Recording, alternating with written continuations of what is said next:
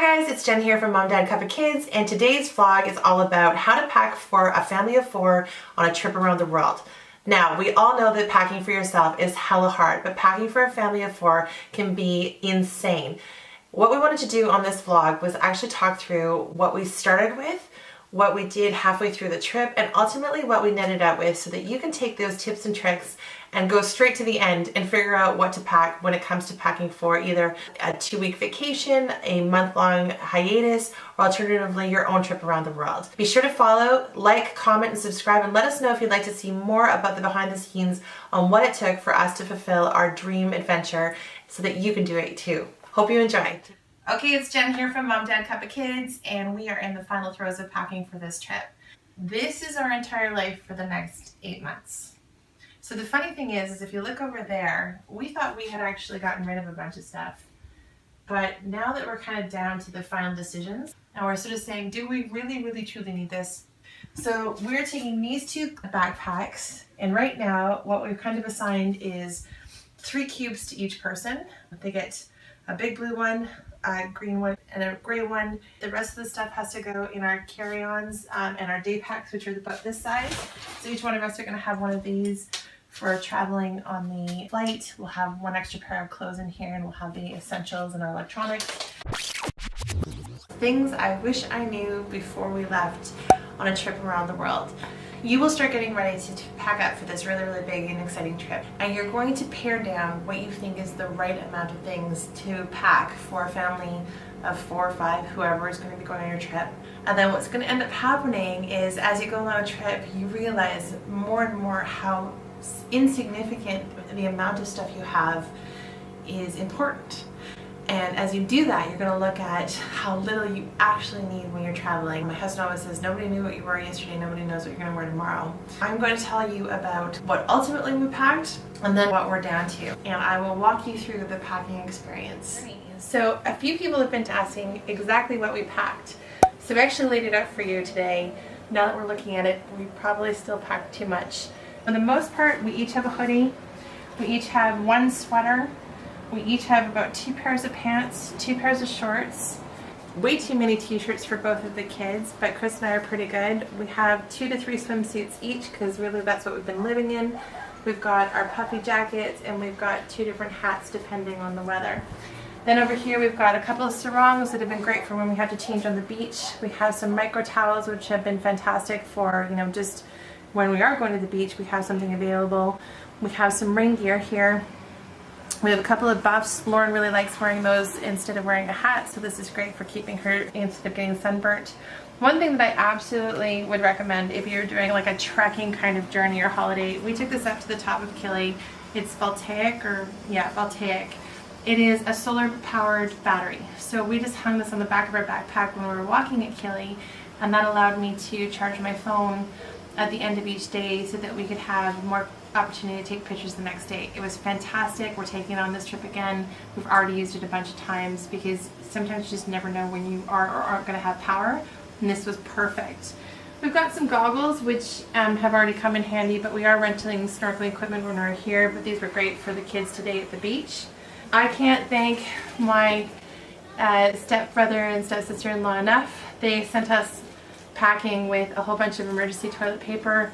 The very first night we went to an Airbnb and discovered there was actually no TP, so thank you Jess and Aaron, because they saved our life, seriously. This is a really cool thing that a friend of ours, Anna and Avery, introduced us to. It's a mist and sip. So the cool thing about this is we just bought a giant gallon of fresh water and then filled up our water bottles every day. The thing that's really neat is that it actually spritzes you, so that if you're having a really hot day or you're feeling a little overheated, all you have to do is mist and you're feeling really a whole lot better. We're coming up to a part of our journey that are going to be using these, which are fantastic. They're kind of like a popping flashlight. It's really easy to use. You just put it on, voila. So we've got 2 headlamps and 2 of these because we know coming up, especially in Peru and Bolivia, there are going to be places that we are going to need flashlights, and so we're going to be using that. We've got a couple of extra batteries thanks to the Food Network. And I think we've got a Chrysler battery because the one thing is we're taking so many pictures, we are discovering that we need to soup up the phone halfway through the day. We've got some electronics. One thing that has been super valuable for us is it's called a pack safe. It's got an anti-slash strap, and it's been perfect. We actually have been carrying our Canon in here, as well as we have a 360-degree camera, and we have a GoPro and my phone. So everything they all have locking systems, so you can carry your money, your cash, your passports in here. I just carry it around as an over-the-shoulder strap, and it's been fantastic. Another thing that we have already enjoyed a lot is bungee cord clothing lines. Cool thing that I really, really like here is these cases that are actually like pop and locks, and so they're really good. They've been holding our Lauren and I have ponytail holders and bobby pins and barrettes. These have been fantastic.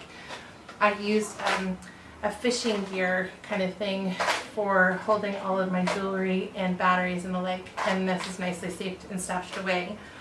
One thing that, interestingly enough, we had locks on both of our stuff. Both were cut off by the time we got to Ecuador, so we don't know when they were cut off, but we locked both and both were gone. Interesting. I cannot speak enough on the Sea to Summit series. This stuff is really, really great. We use these all the time. We use these in Achilles, and we use them for laundry bags. They're just fantastic. They're dry sacks. So you can stuff a lot of stuff in. We put our big puppy jackets in, squish it down, and this gives us more room because all we have are 2 backpacks to carry this entire lot. One thing that was a definite total awesome was we brought a set of forks and knives, bamboo forks and knives, so super lightweight. They're called to-go-ware, and they were fantastic because they have been very valuable when we bought sort of sandwich fixings and stuff like that.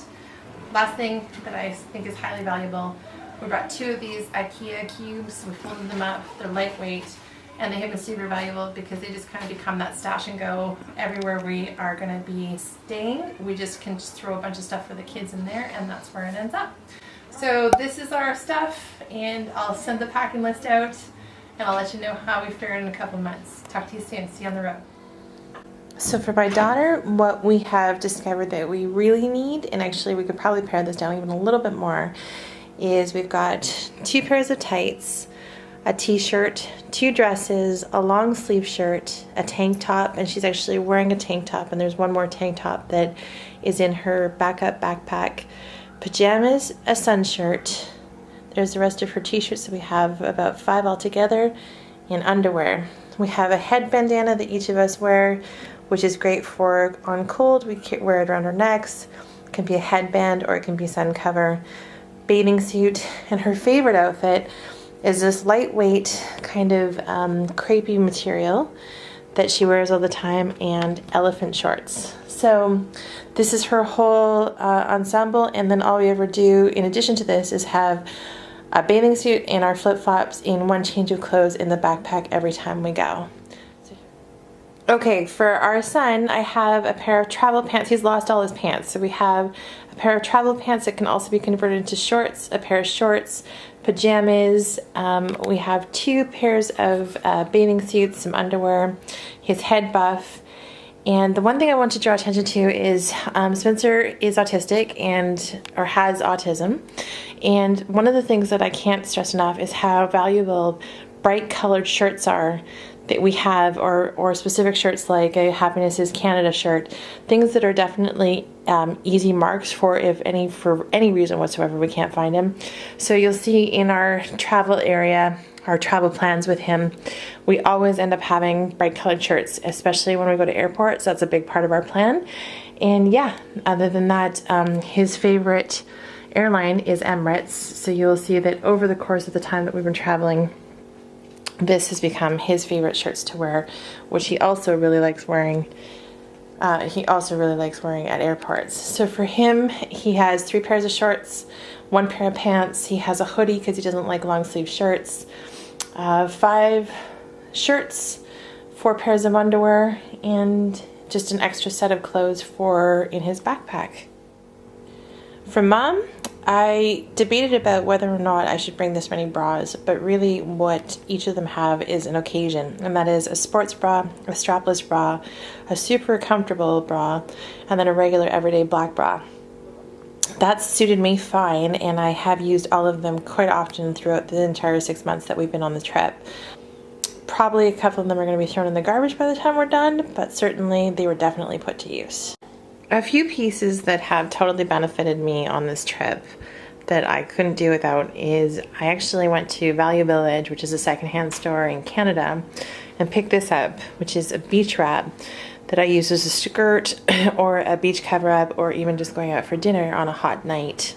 I have this simple kind of easy to stuff in the side of a backpack or what have you dress that kind of goes anywhere from dressing down during the day for tourism or dressing up to go out at night. And then I have this lovely cover up, I guess, that I ended up buying this in Thailand because at the Royal Palace they actually don't allow you to cover up with just a scarf, which is usual when you're at monasteries in Asia. So instead I had to buy this for 100 baht outside, and it has become very, very handy as we traveled through Asia to a number of different Buddhist monasteries or Muslim countries to keep my shoulders covered. In addition, I bought a pair of kind of loose-fitting overalls. I've got travel pants, jeans. I've got 2 pairs of shorts and 3 t-shirts, 3 tank tops, and a pair of yoga shorts on top of my bathing suit and my special bras. So that is me.